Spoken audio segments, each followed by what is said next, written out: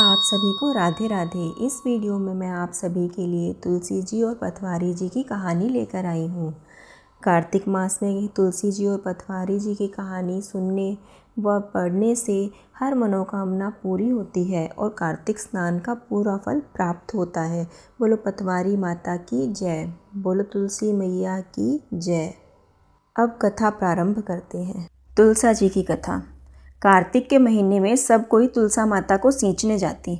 सब कोई तो सींच के आ जाती, पर एक बुढ़िया माई आती और तुलसा माता से रोजाना कहती, तुलसा माता सत की दाता, मैं बिरला सींचूं तेरा, तू कर निस्तारा मेरा। तुलसा माता अड़ुआ दे लड़ुआ दे, पीताम्बर की धोती दे, मीठा मीठा गाज दे, बैकुंठ का वास दे, चटके की चाल दे, पटके की मोद दे, चंदन का काट दे, झालर की झनकार दे, साई का राज दे, दाल भात का जिमण दे, 11 का दिन दे और कृष्ण का कांधा दे।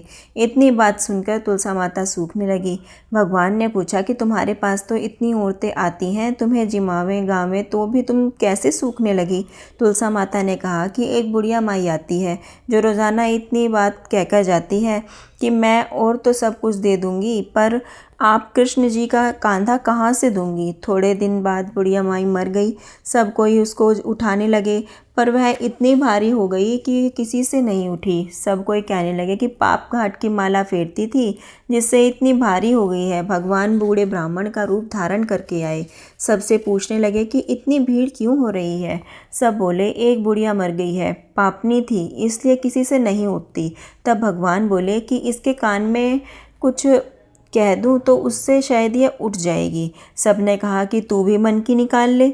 भगवान ने जाकर उसके कान में कहा, बुढ़िया माई तू बिरला सींचे मेरा, मैं करूँ निस्तारा तेरा। बुढ़िया माई अड़ुआ ले गड़ुआ ले, पीताम्बर की धोती ले, मीठा मीठा घास ले, बैकुंठ का वास ले, चटके की चाल ले, पटके की मोत ले, चंदन का काठ ले, झालर की झनकार ले, साई का राज ले, दाल भात का जिम्मन ले और ले कृष्ण का कांधा ले। इतना सुनते ही बुढ़िया माई हल्की हो गई। भगवान कांधे पर ले गए, उसकी मुक्ति हो गई।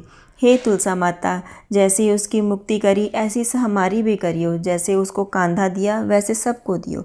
बोलो तुलसा माता की जय, बोलो श्री कृष्ण भगवान की जय। पटवारी की कथा। एक बुढ़िया थी। उसने अपनी बहू से कहा, तू दूध दही बेच के आ। वह बेचने गई तो रास्ते में औरतें पीपल पटवारी सींच रही थी। उनको सींचता देखकर बहू ने पूछा कि तुम ये क्या कर रही हो। औरतें बोली कि हम पीपल पटवारी सींच रही हैं, इससे अन्न और धन होता है, 12 वर्ष का बिछड़ा हुआ पति मिल जाता है। बहू बोली, ऐसी बात है तो तुम पानी से सींचती हो तो मैं दूध से सींचूंगी। गुजरी बहू रोजाना दूध दही बेचने नहीं जाती और वह रोजाना दूध तो पीपल में और दही पटवारी में चढ़ा देती। सास दूध दही का दाम मांगती तो कह देती, महीना पूरा हो जाने पे दूंगी। कार्तिक का महीना पूरा हो गया। पूनों के दिन बहू पीपल पटवारी के पास जाके बैठ गई। पटवारी ने पूछा कि तू मेरे पास क्यों बैठ गई। बहू बोली कि सासू दूध दही का दाम मांगेगी। पीपल पटवारी बोली कि मेरे पास क्या दाम रखा है, ये भरा डिंडा पान पतूरा है, इसको ले जा। बहू ने वही ले जाके कोठरी में रख दिया और डर के मारे कपड़ा ओढ़ कर सो गई। सासू बोली, बहू पैसे का ला। बहू बोली कि कोठरी में रखा है। सासू ने कोठरी खोल के देखी तो हीरे मोती जगमगा रहे थे। सासू बोली, बहू इतना धन कहाँ से लाई। बहू आके देखे तो सच्ची में ही धन भरा हुआ था। बहू ने सास को सारी बात बता दी। सास ने कहा, अब की कार्तिक मैं भी पटवारी सींचूंगी। कार्तिक आया, सास दूध दही तो बेच आती और हांडी धोकर पीपल पटवारी में चढ़ा देती। आकर बहू से कहती, मेरे से दाम मांग। मैं कहती, सासू जी कोई बहू भी दाम मांगती है, पर सासू कहती कि नहीं तू मांग। बहू बोली, सासू जी पैसे लाओ। तो वह पीपल पटवारी के पास जाकर बैठ गई। पीपल पटवारी ने सास को पान पतूरा बाहर डिंडा दे दिया और उसने ले जाके और कोठरी में रख दिया। बहू ने खोल के देखा तो उसमें कीड़े मकोड़े बिलबिला रहे थे।